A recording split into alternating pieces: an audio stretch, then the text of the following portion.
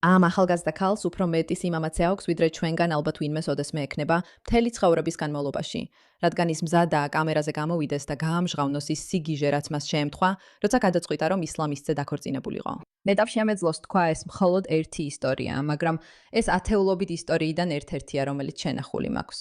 ისტორიები, რომლებიც ჩვენ ყველას ძალიან გვაწუხებს. და თუ შენ იმ აბსოლუტურად სულელ ქალებს შორის ხარ, ვინც მამაკაცს აღყვა, რომელიც გეუბნება, რომ უყვარ ხარ და სურს შენზე დაქორწინება. და ყველაფერი, რაც უნდა გააკეთო, ისლამურ ძმანაზე მოქცევა.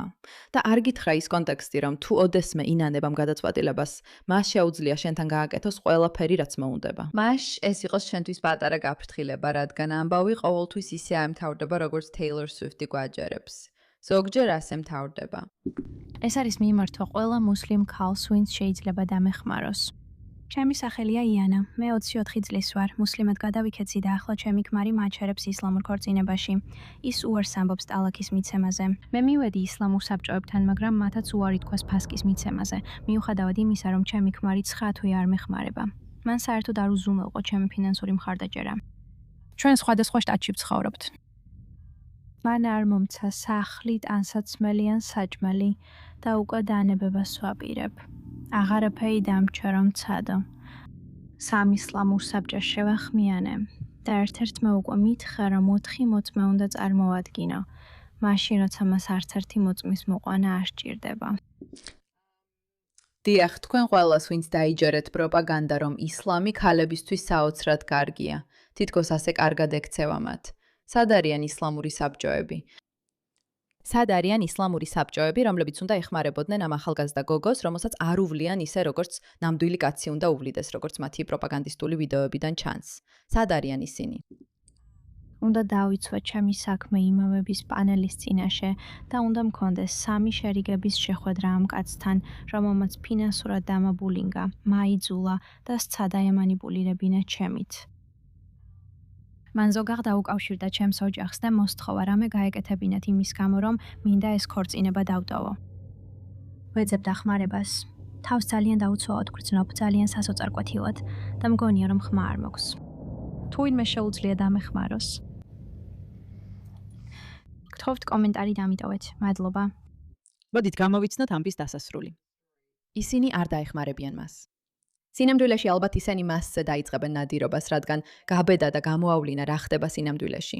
მას რა ხდება სინამდვილეში, მეგობრებო? რა ხდება რეალურად? ფიქრობ, ეს ამბავი ამას საკმაოდ კარგად წარმოაჩენს. ეს არის ვიამის ისტორია, რომელიც 13 წლისაა და აიძულებენ დაქორწინდეს მუჰამედზე, რომელიც 29 წლისაა. ეს მის ასაკზე ორჯერ მეტიცაა. თრემლებით ისყვება თავის ყოველდღიურ კოშმარს. მოდით წავიკითხოთ, რას ამბობენ ისინი აქ. ეს ჩვენი პასუხისმგებლობაა.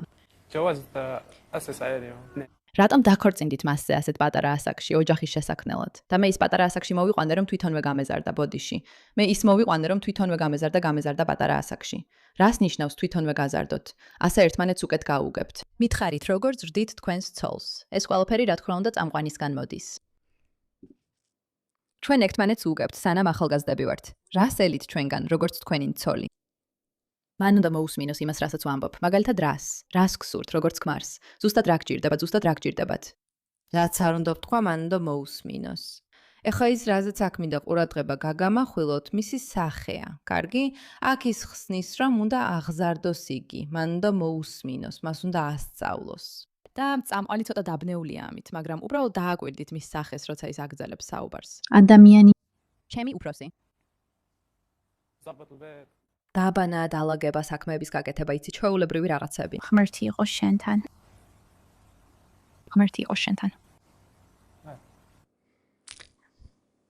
შენი ოჯახის მსახურება. აი ეს უნდა გააკეთოს. ის ამბობს, რომ მან შენი ოჯახი უნდა მოემსახუროს. და ეკითხება მას. შენ თუ ის ცხელ წყალს ამზადებ?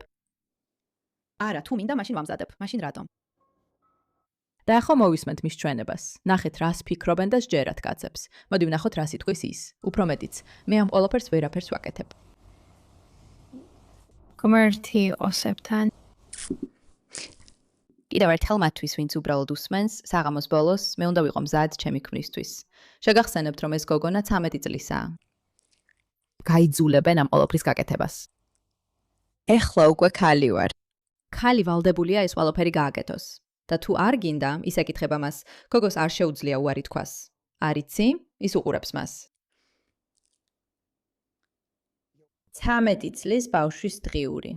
კომენტატორი აშკარად სრულიად შოკირებულია. რა მოხდება თუ ის უარს იტყვის? რას უკეთებენ მას? ის მას სცემენ. კარგი, ეს 13 წლის გოგონა ეუბნება ამ კაცს, რომ თუ ის უარს იტყვის, რომ ღამით ქმრისთვის მოემზადოს, როგორც 13 წლის ბავშვი მას სცემენ. ასე რომ ის პასუხობს. ამიტომ რომ არ სცემონ, მას უნდა თქვას კი. ხო. და თუ მას სცემენ, უნდა გაჩუმდეს, რადგან განათლება არ აქვს. რადგან თუ განათლება აქვს, შეუძლია იმუშაოს და აღარ დასჭირდება ქმარზე დამოკიდებულება, ხომ ასეა? ეს ყველაფერი დამოუკიდებელი წრეა. როგორც იმ ქალმა ადრე თქვა, ის ფინანსურად არ მიჭერს მხარს. და ის ფაქტი, რომ შეიძლება განათლებული იყოს, რადგან ისლამი მიიღო, მაგრამ ეს 13 წლის გოგონა განათლებული არ არის. ამიტომ არ აქვს არჩევანი სად წავიდეს. ვინ დაუჭერს მას მხარს? იქნებ სხვა მოძალადე კაცი თუ გაუმართლებს და ეს კაცი მისცემს საშუალებას, რომ ქორწინებიდან გამოვიდეს. მაგრამ ეს ნაკლებად სავარაუდოა, რადგან ალბათ ჯერ ქვებით ჩაქოლავენ. შენი ქმრის სახელი რა არის? მისი სახელია მუხამედი, როგორც ჩემი მამის. როგორც ჩემი მამა. იცი რა საზიზღარია ეს? რომ მამა გაათხოვებს 13 წლის გოგოს კაცზე, რომელიც ამბობს, რომ უნდა გაზარდოს ის ისე, რომ იყოს მორჩილი. და მისი კითხვა მის მიმართ არის ის კითხვა, რომელსაც ჩვენ ყველა ვსვამთ. კარგი, მაინც გიყვარდა ის? გიყვარდა ქორწინებამდე. და მისი პასუხია: მე არ ვიცნობდი მას. შენ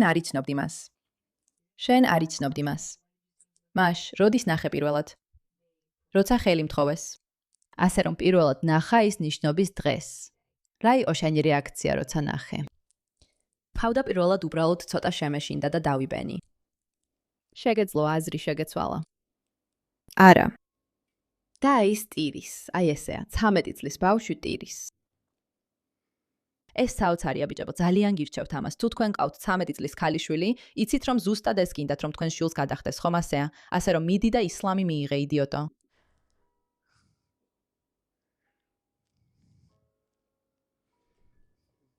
რა გაღიზიანებთ ყველაზე მეტად?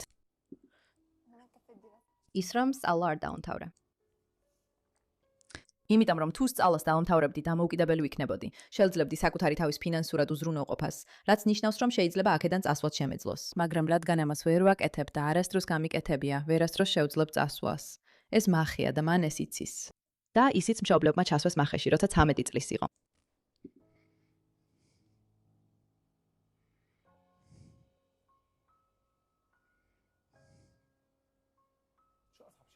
რა არის ყველაზე რთული, რასაც დღეს გადიხარ? ამ ასაკში გათხოვება.